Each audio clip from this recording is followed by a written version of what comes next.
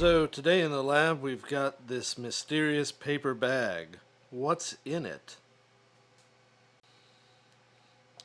So I went to Micro Center a few days ago.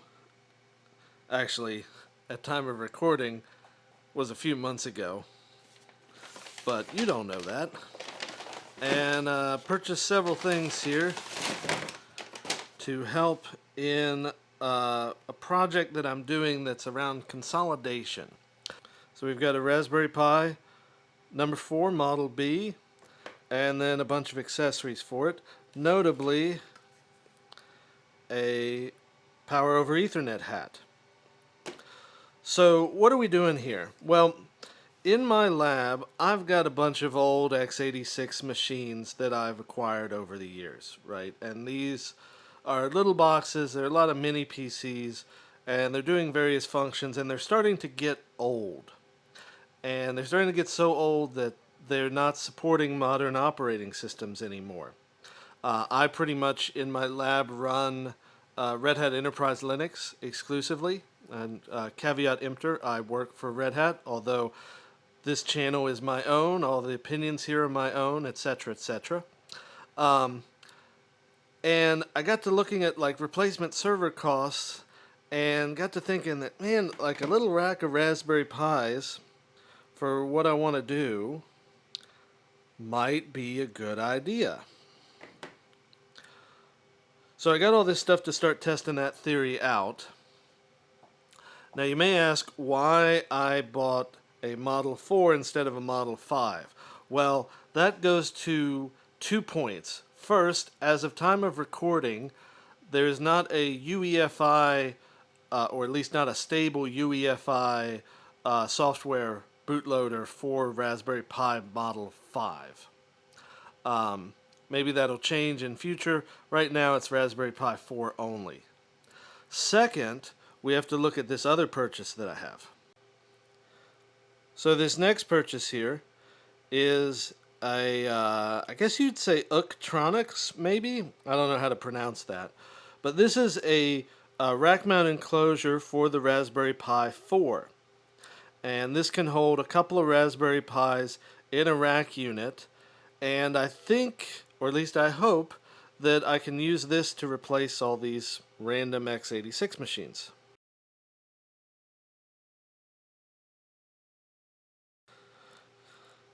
So this unit that I got is their Pro series, which means it's a lot more polished than some of the other rack mount enclosures that they offer. And in the box here we've got an assembly guide and then the enclosure itself. So let's see if we can get this out of here.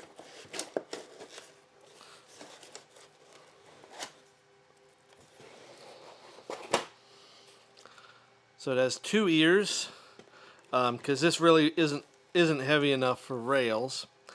And then on this enclosure you can see we have space for 1, 2, 3, 4 Raspberry Pis. Now, and they each have a little bit that slides out like this, and then there's some electronics that go with each of these that's, I guess, inside of this. So let's open this up a little more and we'll talk about those. So if we lift off the top here, we can see a bunch of circuit boards in here. Various screws. Alright, so inside the chassis were several things. First, we've got a bag of cables here, and looks like most of these are probably for the power cord, or the power button I should say, and the little LCD panel. There's also an SD card extension here which allows for repositioning the SD card. We've also got a bag of screws here, if this will focus, and it looks like this includes some feet and also some cage nuts, so mounting hardware. That's nice. And then the last bit is this unique circuit board here. So this sits below the Raspberry Pi and allows it to connect up to the display, the power button. It also repositions the SD card to the front here. And then also, it has connections here on the back. This is a SATA port, so we can hook in a SATA drive here. I think there might be some other stuff going on this card too, but we'll explore this together as we get this set up. So I've brought out an old SATA drive that we'll test with this. Now my understanding is that you can't boot directly from these SATA drives yet, and that the communication is over USB to the Pi. So it's not ideal, but it still is better than nothing. And then, as we talked about before, I've got a Raspberry Pi 4 Model B, and I've got a PoE hat. So let's put this all together. This UCTronics unit here, the rack enclosure, comes with some pretty good instructions, and I think I've figured out the kind of optimal way to piece these together. So first, we'll remove this USB connector here. Now we'll have to put that back eventually, but it kind of gets in the way of installation.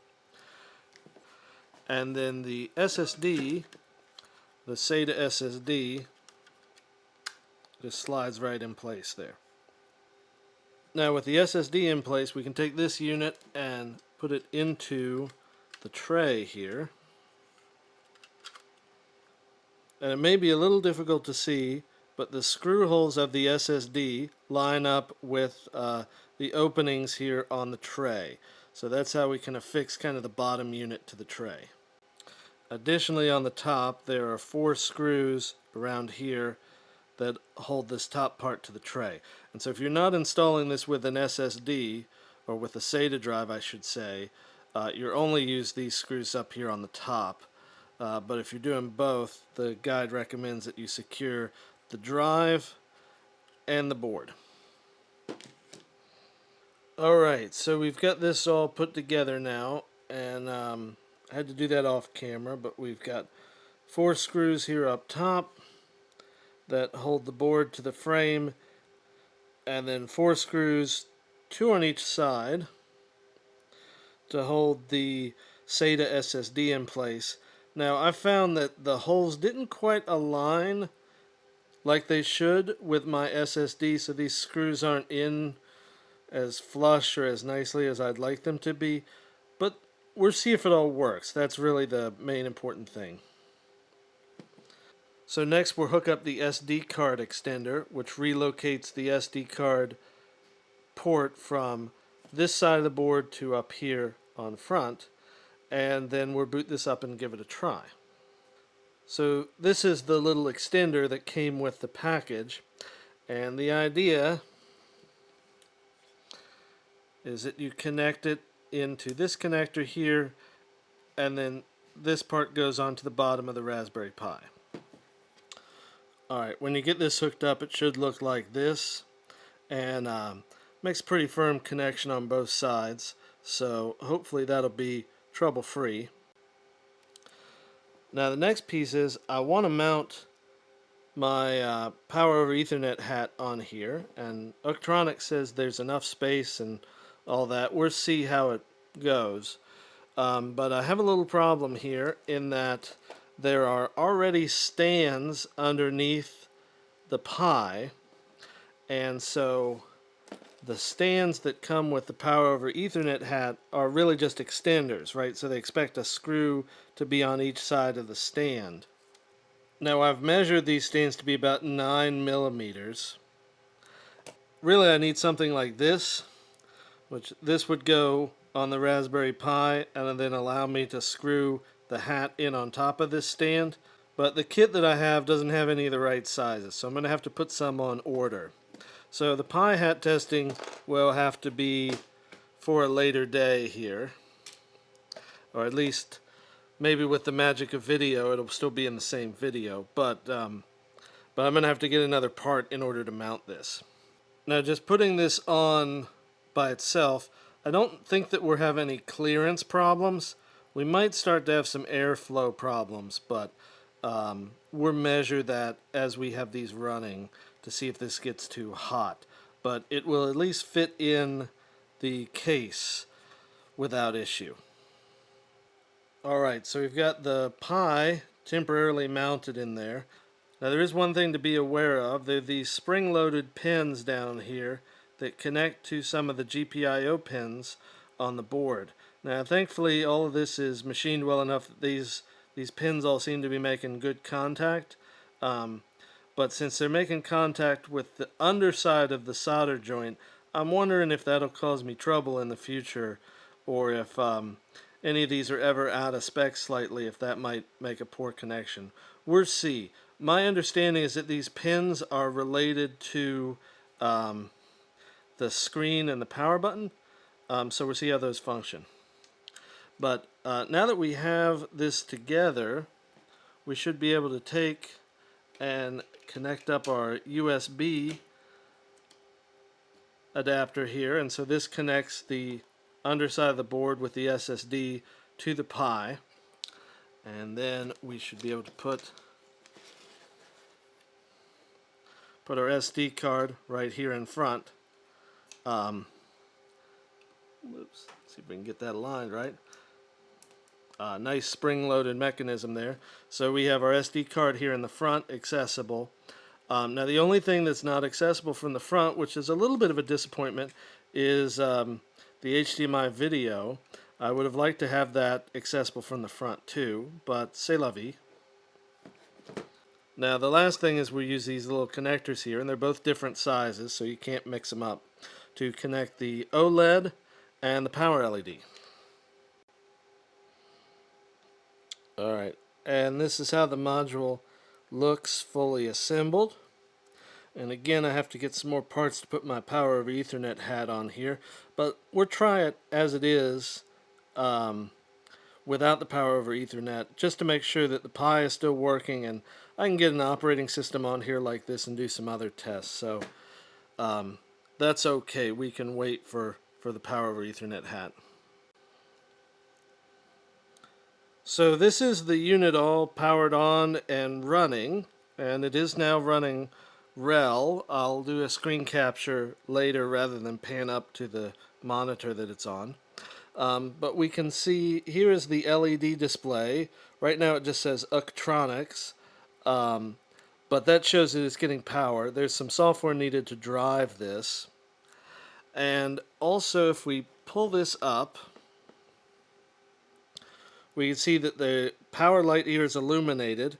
Now this is actually a button, but I think there needs to be software installed for this button to actually do anything. There's also an LED here for the SD card and for the SSD. Now I think this might also require some software here too. The SD card illuminates when there's read and write activity, but the SSD light seems to be always on. And I think that's because there's some driver software needed potentially. I'm going to investigate this. But I can see the SSD, and it all seems to work, so that's good. So once we have this all mounted, it should just slide in to the frame here. Now I found these cables here may need to be taped down because they tend to get in the way, but not so bad. And then there are thumb screws here on the side that secure the module in place. Now on each side of the unit there's a fan here. There's also one on the other side. And that fan has a 3-pin power lead that will plug into the module on either of these sides. So I guess the way that you want to fill this up is to have each side filled up first and then the center too, so that both of your fans can be powered. Now a tricky thing that I'm going to have to figure out how to deal with is both the HDMI and power. If you're not doing this via power over Ethernet, there's little divots in the back of the case to do some cable routing. But my HDMI cable just physically will not fit in this case. So I'm going to have to look and see if I can find a smaller HDMI cable to put in here that will actually fit. Now, I think if I plugged it in ahead of time, I could maybe finagle this to fit, but there would be a lot of stress on the cable, and then also it may interfere with the fan here. So that needs a little bit of research. Now, with these thumb screws all the way screwed in, this makes a nice secure connection, and there's kind of minimal movement here, but there is nothing to support the back part of the Pi. I don't think this is a big problem because this is not a lot of weight, but there is an unsupported space underneath the back of this board that is not, there's nothing there. So that may be a place for like a rubber shim or something like that, but again, it may not be a problem because there's really just not that much weight in this board. Alright, so I got the front panel LED working and it's cycling through various metrics, and also the power button working. The setup is a little janky here, but at least with the Raspberry Pi distribution of Debian, seems to work. And so if I press this button, it will start to go to sleep and eventually turn off. And I guess it goes into some kind of standby mode. And then if I press it again, it boots back up. Now this does seem to be a reboot. When I say standby mode, I don't mean standby mode for the operating system. I mean standby mode for the Pi itself.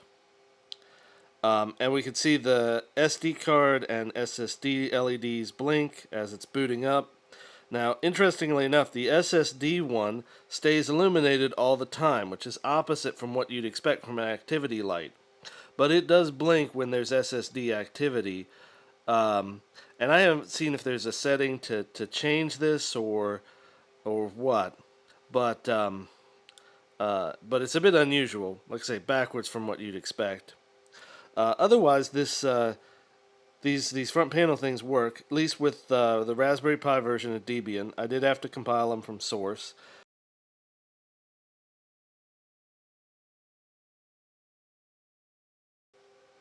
Alright, so my Amazon order has come, and I got two things, actually three things. I got a new set of these stands. The stand part is 8mm, and the screw part is 5mm, and they're M2.5 screws. Both the male and the female end here. I got a great big bag of them for about $12, so not a big expense overall. And I think this is close to 100 pieces, so that's outfitting something like 25 pies, give or take. And then I also got a HDMI connector here, and these fit right well. So I took out the screws that were holding the Pi to the baseboard and replaced them with these stands. Seems to work fine. And this 8mm stand length seems to be about right for the power over Ethernet hat. I also bought 9mm, but they seem to be just slightly too big. This gets a nice snug fit and is not going anywhere with this size of screw. And this is the power over Ethernet hat now installed. These screws up here came with the UCTronics rack, and then we can see here these stands hold these two pieces together pretty nicely. And now we have here the moment of truth. Let's get this plugged in. And we see the lights go on. No power from USB. And seems to be booting up fine. So little flashing lights down here for disk activity. Now, I haven't yet seen the fan tick on for this, but I also haven't let it run for like a long period of time.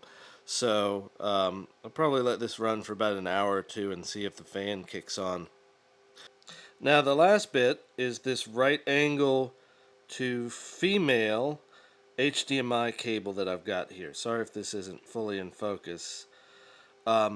This, I believe, will allow me to slide this in without any cable contention problems here. So I think this will be good.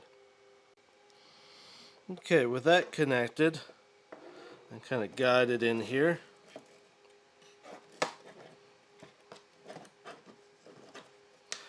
And just seems to fit. So it's a bit tight to see in here, but here we can see the cable, and that angle connector makes it so there's no stress on the cable, and it fits right in there. And this one's long enough that it should just peek out the back. There's some pre-cut holes in the back of this for cable management.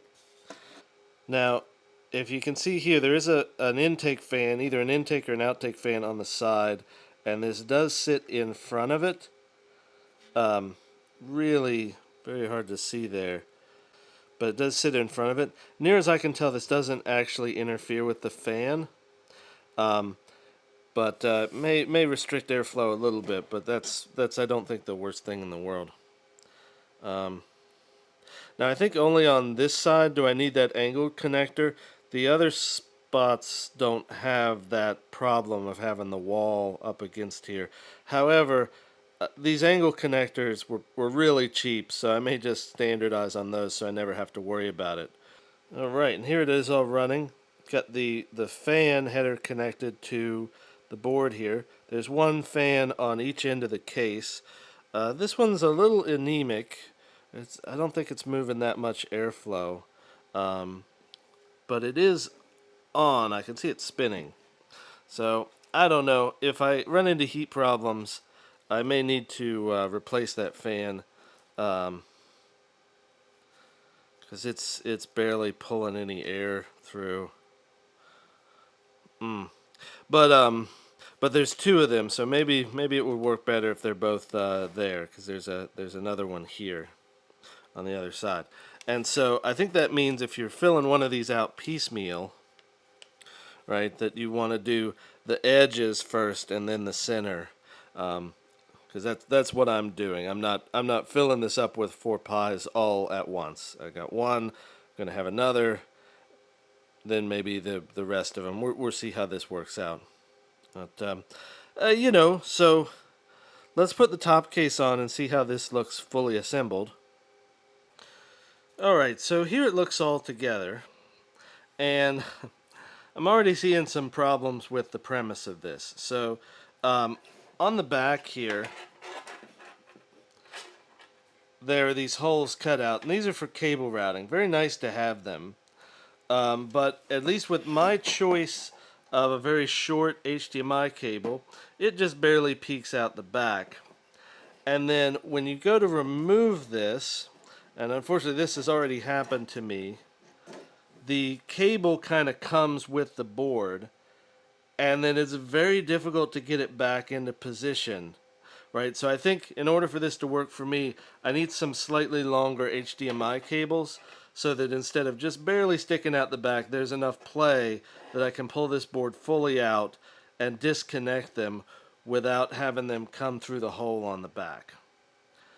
These sideboards also have the pinout for the fan header here, so that makes them not quite as plug and play either. But I think if I fix that issue, this would be pretty nice and serviceable. Now, on the outside of the case, if I take this guy out here, the outside of the case, it looks pretty good when it's all assembled. There are, in my opinion, an excessive amount of screws to keep the top plate down. There are 7 screws in total, so that's 2 here on the top,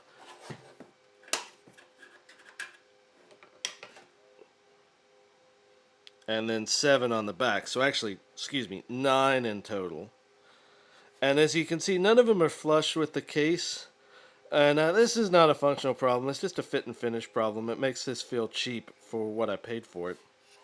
The rack mount ears go in with 3 screws here. They seem pretty secure for what the weight is. And, overall it looks like, it has the look of something you'd pay and put in your data center. And, actually, I'd imagine that there are some companies out there that have professionally installed these in their data center. It doesn't quite get to in my opinion, the level of a like a compute module here. It's close. My two issues with this are one around the cable routing. I wish there was a better solution for that. This works, and I think if I had a 15 centimeter or 20 centimeter long variant of this rather than a 10 centimeter one, that this would work a lot better. But this is just the HDMI. If I want USB, it's in the front. So I kind of wish that there was a way to route USB to the back. And I think it might be possible to pull off one of the USB-C connectors on the Raspberry Pi, but my understanding is that's not normal, and would be even more hacky than what this already is. So I kind of wish that with this connector here and the bottom board that they didn't just bring out the power USB, but also brought out some regular ones so that we could route both USB and HDMI to the back, because then we could feed it into a KVM on the same side of the case. I think when I start hooking this up to a KVM, it's gonna be a cabling mess because I've got video coming from one side of the case and USB for keyboard and mouse coming from the other side of the case. We'll see. I don't know. I am probably going to keep on this project and fill this thing up with Pis, but I think as a general concept, this works. Got some complaints with it, like I indicated, but hey, it's still a very nice piece of kit, and I like these removable drawers. I think again, longer HDMI cable, these would work fine, because then you can replace things that go bad or upgrade SSDs or things like that. I like this aspect. I also like the screen is very nice. It's hard to photograph, but it does look very nice in person. The power button, I'm less sold on. I don't know if that's useful, and with power over Ethernet, I can just remotely trigger the port if I have a decent power over Ethernet switch. So, there's good and there's bad here.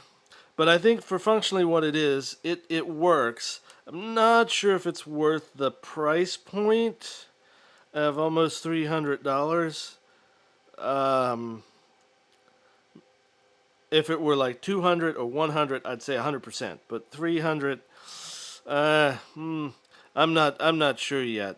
And the reason I say that is, like, with this modularity here, right? If I set this up and then never change any of these Pis, I probably could have gotten away with a much simpler rack case then, right? The premise of this is that you can swap in and swap out these Pis at will, and easily.